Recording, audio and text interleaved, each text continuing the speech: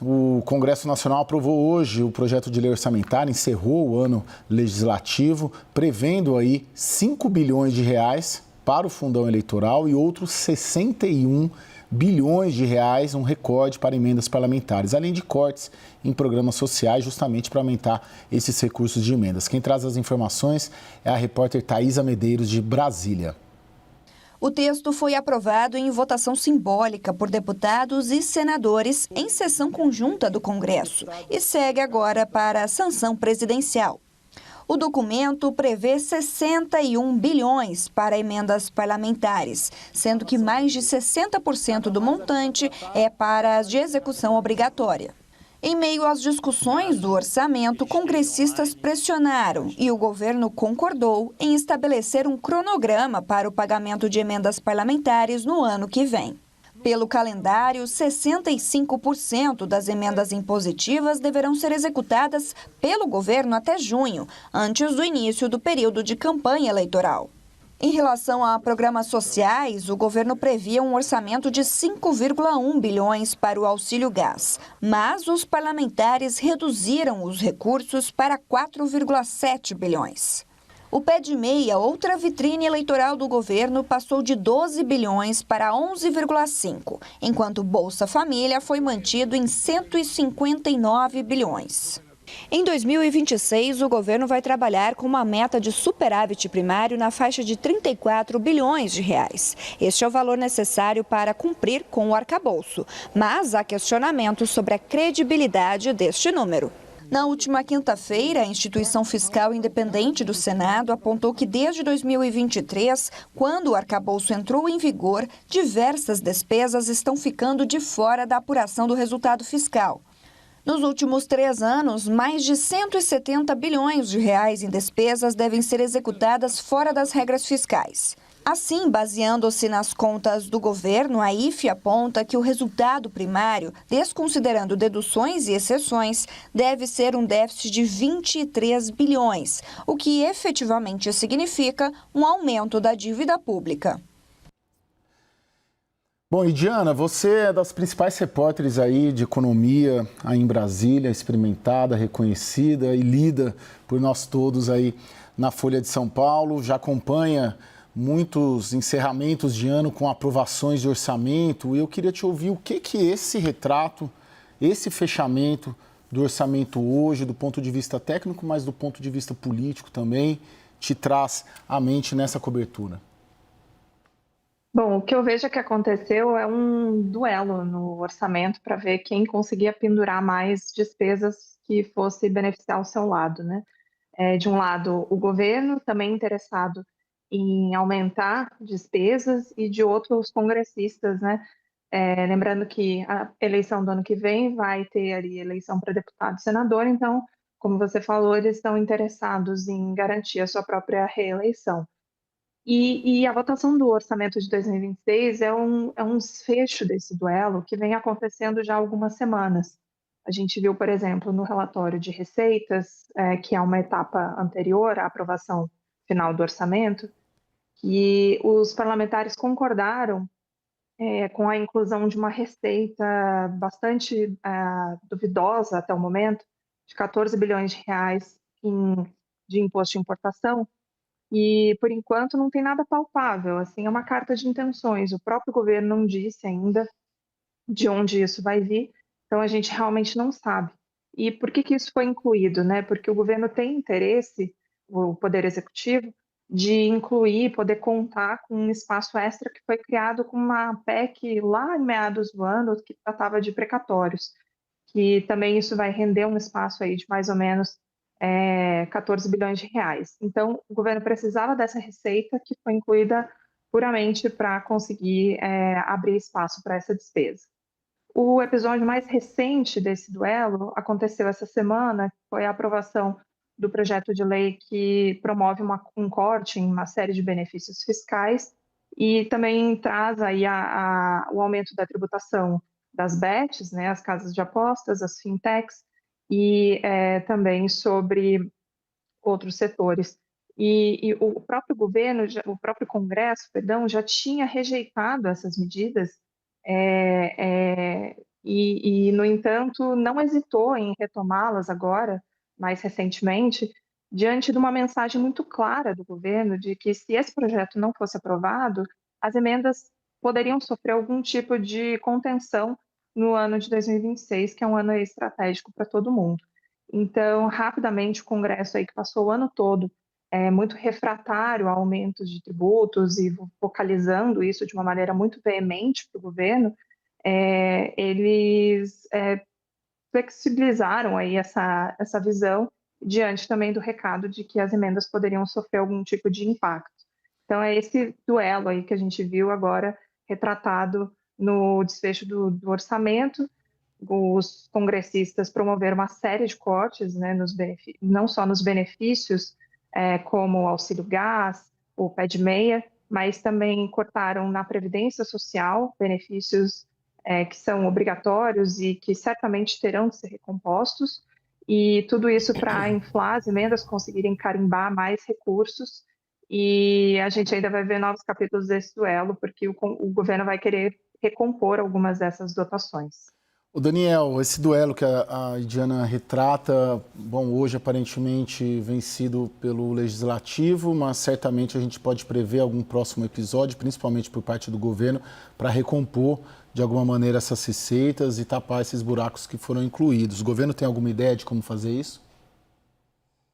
Olha, Caio, primeiro assino embaixo aí do que você falou como uma introdução aí, Diana, uma das principais repórteres aqui de Brasília para acompanhar questões fiscais e de orçamento. A IFE fez um diagnóstico ontem interessante no seu último relatório de acompanhamento fiscal, em que mostra que ainda com todas essas manobras na aprovação do orçamento, que já se desenhava, há uma necessidade de um contingenciamento da ordem de 26 bilhões de reais, mesmo quando o governo olha o patamar de baixo da meta fiscal. Isso gerou muita discussão, porque em dado momento, nos últimos meses, o Tribunal de Contas da União disse, olha, chega dessa história de perseguir sempre a meta olhando o piso inferior, e o governo precisaria olhar o centro da meta. E isso faz uma diferença enorme. No caso de 2026, são 34 bilhões de reais de diferença, 0,25% do PIB. E aí o governo conseguiu uma mudança muito emergencial para 2025, conseguiu essa mudança para 2026, vai poder continuar olhando, mirando o piso da meta, sem contar essas exceções todas ao arcabouço, ainda precisaria fazer um contingenciamento que a IFE estima em 26 bilhões de reais, logo em março, na primeira reavaliação bimestral de receitas e despesas. É possível, né? A gente já viu outros contingenciamentos do mesmo montante, mas é sempre algo que machuca ali o orçamento de ministérios que têm mais gastos discricionários, mais investimentos. Portanto, ainda vem ali uma pequena pancada nos investimentos, provavelmente em março, quando se fechar esse primeiro relatório, e aí é um ano que tem uma característica típica, porque é ano eleitoral. Então, o Congresso, muito interessado em ter aprovado rapidamente o orçamento para executar as emendas, impôs esse calendário de junho, ter 65% das emendas pagas. É óbvio que interessa isso ao Congresso para conseguir entregar e pagar o máximo possível antes de entrar na campanha eleitoral, e para o governo um contingenciamento logo cedo machuca, porque o governo tem todo o interesse do mundo em fazer o máximo possível de investimento ainda no primeiro semestre. Oi, Diana, o ministro Fernando Haddad, certamente já sabendo desse movimento e da forma como seria aprovado o orçamento, ele disse ontem que haveria e haverá um mapa de possibilidades para recompor receitas em 2026. O que ele tem em mente? Olha, a premissa, né, principal da equipe econômica em 2026 vai ser adotar medidas que não dependam tanto do Congresso, né, justamente porque vai ser um ambiente um pouco mais delicado, né, os primeiros parlamentares vão estar muito com a cabeça ali de olho na eleição, e segundo, que a fatura de uma aprovação de medida econômica pode ficar mais cara e acabar afetando essa negociação, inclusive de emendas parlamentares. Então, o governo agora se volta muito para medidas que ele pode adotar sem depender do Congresso. Tem aí um cardápio, né? Por exemplo, transação tributária, que são aquelas negociações dos contribuintes que devem para a União. O ministro, num café da manhã com jornalistas, na quinta-feira, comentou que teriam algumas transações para acontecer com grandes empresas que não foram contabilizadas no orçamento. Ele não detalhou quais, mas fica aí a promessa. Tem também aquele projeto do devedor contumaz, que foi aprovado no Congresso. Basicamente, ele lança aí uma série de ferramentas para o governo lidar e conseguir coibir de maneira mais firme os contribuintes que usam a sonegação como modelo de negócios. A Receita tem muita dificuldade de fazer uma estimativa do quanto isso pode arrecadar mais para o governo, mas isso pode ter um efeito à medida que o governo vai coibindo essas práticas, né, irregulares, ele pode recuperar um volume maior de receitas, né? Sim. Ô Daniel, de alguma maneira, esse movimento de hoje, que a Diana na primeira intervenção ela coloca como um duelo, ela reflete essa briga, essa disputa política também, orçamentária, é um encerramento de um ano que mostra um tensionamento de conflito institucional entre os poderes e que é visto também, travestido também na disputa pelo controle dos recursos federais? Primeiro a gente olha o orçamento de hoje, os ministérios que saíram mais vitoriosos são ministérios do Centrão, Integração e Desenvolvimento Regional, onde está um indicado do Davi Alcolumbre, Ministério do Turismo, Ministério do Esporte, que é do PP, o Ministério do Turismo acabou de ter uma troca, foi um indicado de Hugo Mota. Mas é interessante esse recorte, isso que a gente está falando sobre emendas parlamentares, esse valor recorde de 61 bilhões de reais e quase 40 bilhões de emendas impositivas e agora com o calendário, porque isso mostra o seguinte, Caio, cada deputado, grosso modo, tem 40 milhões de reais para gastar da forma como ele quiser, ele não precisa não precisa pedir nada para Hugo Mota, não precisa pedir nada para nenhum ministério, não precisa pedir nada para o presidente da República, ele tem 40 milhões de reais para gastar. O senador tem 70 milhões de reais para gastar da mesma forma. É muito dinheiro e eu recorro de novo a uma experiência recente que tive no interior do Mato Grosso, porque quando a gente vai ali numa localidade menor, fica muito visível quando se percorre prefeitura do interior que você tem placas de obras que hoje não dão mais destaque sequer ao ministério que executa.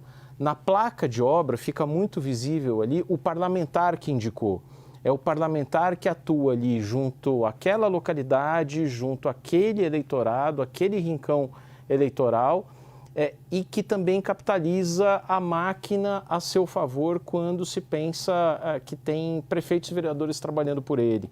Então, isso mostra muito bem como existe hoje uma força do orçamento nas mãos dos parlamentares que acaba sendo muito decisiva para o funcionamento da eleição seguinte e aí o ciclo se retroalimenta, né? Porque aí no ciclo seguinte você tem o deputado e o senador de novo privilegiando a localidade onde ele teve votos. E é essa dinâmica que começou a se instaurar na década passada que hoje chega ao ápice com esses 61 bilhões de reais. Oi, Diana, eu queria encerrar contigo. A gente sempre tem um debate aqui, com todos aqui no WW, sobre até que ponto o discurso do Congresso Nacional ser fiscalista e os constantes pedidos, seja do Arthur Lira, quando era presidente, seja agora do Hugo Mota, para que o governo gaste menos, eles tinham uma duração curta, porque daí vinha depois do Congresso Nacional e aprovava ali pacotes, bombas fiscais e por aí vai. Você, com todo o seu conhecimento aí nessa cobertura, qual que é a sua leitura? Assim, o quanto que o Congresso Executivo, até que ponto esse discurso do Congresso ser fiscalista e o governo ser gastão, ele para de pé? Olha, nos últimos tempos a gente teve provas aí de que realmente as coisas não são tão preto no branco, né? Vou resgatar as votações do final de 2024, o governo tinha feito uma proposta, é verdade, mais tímida do que a equipe econômica precisava e desejada, mas era uma proposta ainda de redução e contenção de gastos e mexia, inclusive, em bandeiras que são muito sensíveis para o PT, né? Como o BPC, o benefício de prestação continuada, fazia maiores exigências de, por exemplo, biometria ali no Bolsa Família.